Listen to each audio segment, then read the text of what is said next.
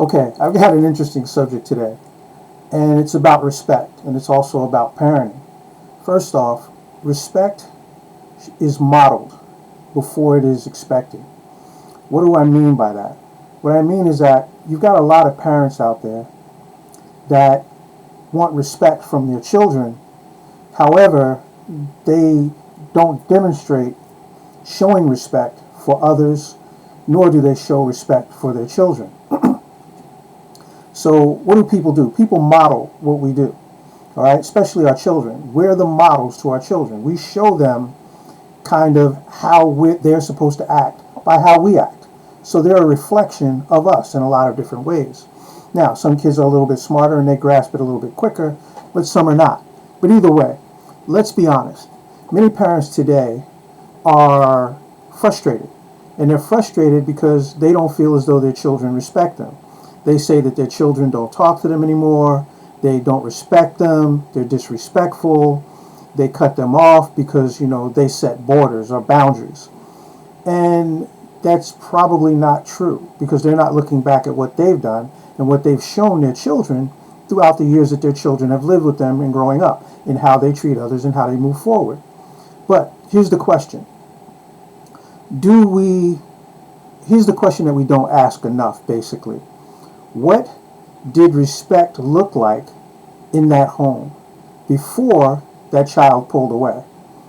Respect is not something that you demand. It's something that you demonstrate, by your actions, by the things that you do. And your children are watching. They're paying attention.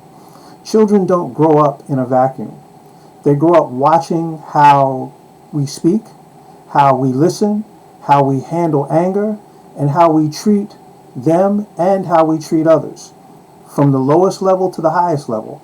If a child grows up feeling unheard, dismissed, criticized, or controlled without understanding, they don't learn respect. They learn distance. That's what they learn because that's what they're experiencing on a regular basis. So when they become adults and create a space, it may not be the rebellion. It may be the rebellion that you're seeing. It may not be, it may be. But it's a rebellion because they're doing what you showed them. They're doing what you illustrated to them. So this may just be self-preservation.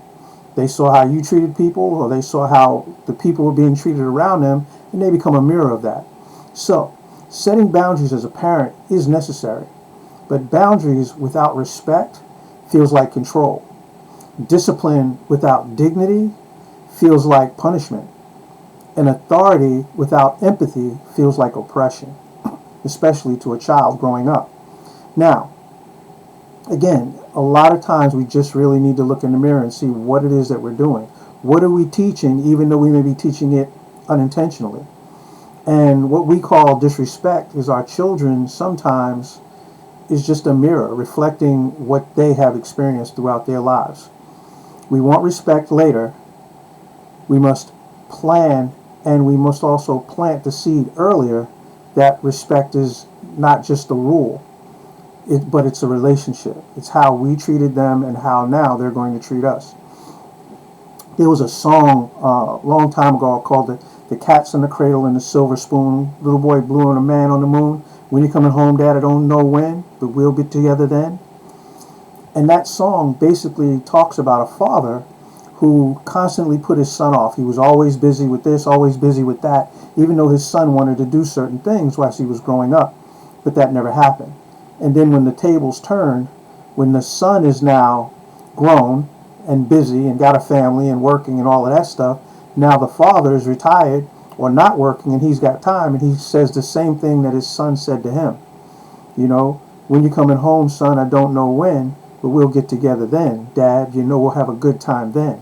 It's the same thing. It's the same thing. So, because the end doesn't necessarily justify the means, but it's basically, it's karma. Children don't walk away from rules.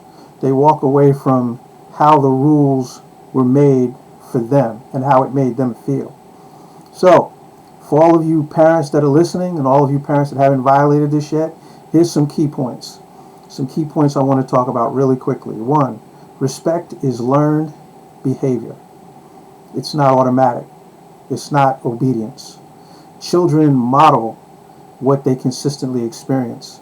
Communication, tone, manner, and more is more than just words. It's more than just the words that come out of your mouth. It's how you do it. The tonality, the looks on your face, all of that stuff. Boundaries without explanations can feel like control.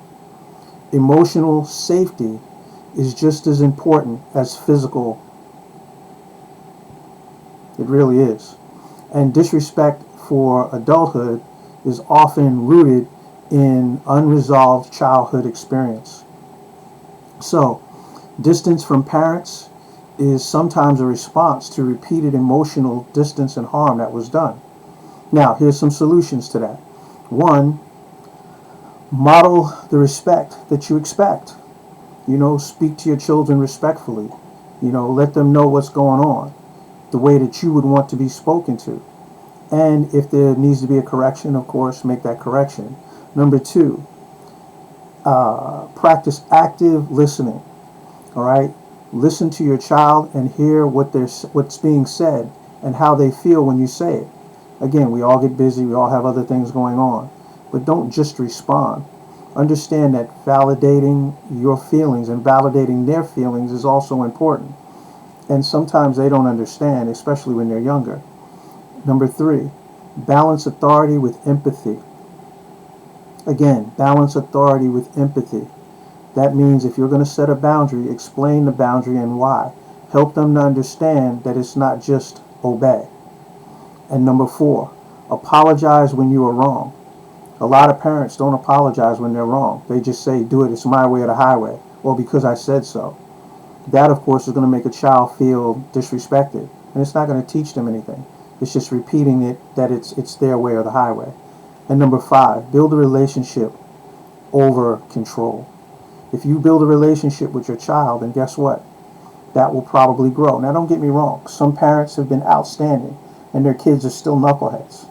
But at least you know that you did what you were supposed to do. At least you were treated you treated them the way that you wanted to be treated back. Now, again, when there's an emergency, then you got to act now. It's kind of like in the military. I don't have time to explain to you what the mission is. This is the mission. But when you do have time to explain, or later on, in the military would be your after-action report, you would explain to them why you did what you did, why you said what you said, why what you were telling them was important. All right? And that's going to grow a strong relationship that creates a natural respect for you and for them.